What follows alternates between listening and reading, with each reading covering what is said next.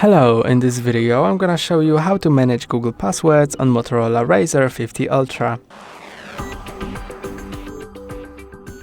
First, go to Settings, then Google,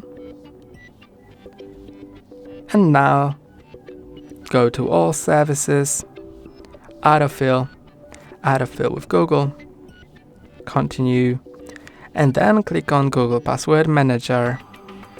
Here are your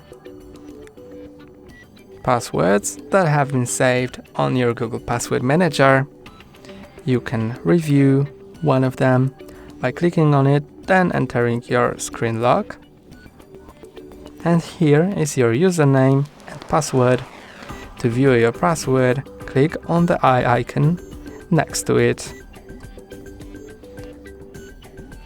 These are my saved passwords. I can add another one by clicking Add Password, then entering a site URL or selecting an app. I'm gonna select an app from my device, for example Opera, and enter the username, password, and save. And now it's gonna automatically autofill your password in Opera. You can also choose which password you want to edit or delete. I'm gonna delete. And that's all for today. Don't forget to like and subscribe. See you next time.